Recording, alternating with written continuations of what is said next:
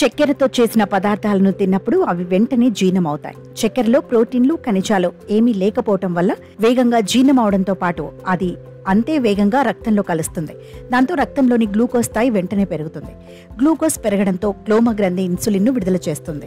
రక్తంలో పెరుగుతున్న గ్లూకోజ్ ను తీసుకోవాలంటూ కణాలకు ఇన్సులిన్ చెప్తుంది.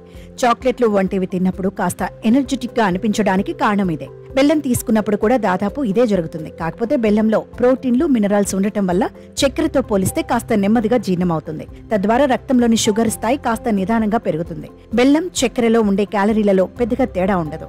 చక్కెరైనా బెల్లమైనా పరిమితికి మించి తీసుకుంటే అనారోగ్య సమస్యలు వస్తాయని డాక్టర్లు చెబుతున్నారు. తీపి ఎక్కువగా తీసుకోవటం వల్ల అదనంగా వచ్చే గ్లూకోజ్ ను కాలేయం, కండరాల కణాల్లో శరీరం నిల్వ చేస్తుంది. ఇది మెల్లగా కొవ్వుగా మారుతుంది.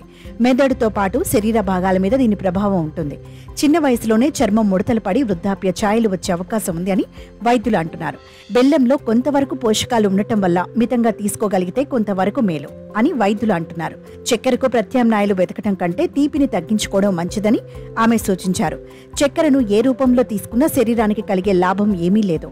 చక్కెర బదులు బెల్లం, తేనె లాంటివి కూడా అలవాటుగా మారిపోయే ప్రమాదం ఉంది.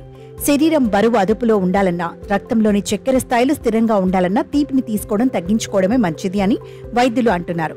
అనారోగ్య కారణాల దృష్ట్యా లేదా ఫిట్నెస్ కోసం ప్రత్యామ్నాయాల కోసం చూడకుండా తీపిని తగ్గించడమే మంచిదని ఆమె తెలిపారు. షుగర్ ఫ్రీ పదార్థాలను రోజు తీసుకోవడం కూడా ఆరోగ్యానికి చేటు చేస్తుందని హెచ్చరించారు. షుగర్ పేషెంట్లకు చక్కెర వల్ల ఎంత ముప్పు కలుగుతుందో బెల్లం వల్ల కూడా అంతే ముప్పు వాటిల్లుతుంది. చక్కెర, బెల్లం, తేనె వీటిలో ఏమైనా శరీరంలో వెళ్లాక గ్లూకోజ్ గా మారతాయి.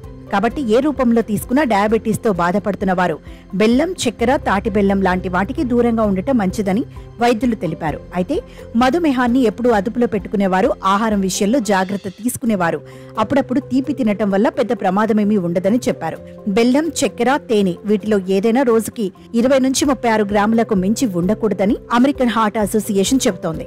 మగవాళ్లు 9 టీ స్పూన్లు అంటే 36 గ్రాములు, ఆడవాళ్లు 6 టీ స్పూన్లు అంటే 25 గ్రాములు తీసుకోవాలని సూచిస్తోంది. రోజు తీసుకునే క్యాలరీలలో తీపి వాటా 5% కంటే తక్కువగా ఉండాలని ప్రపంచ ఆరోగ్య సంస్థ చెబుతోంది.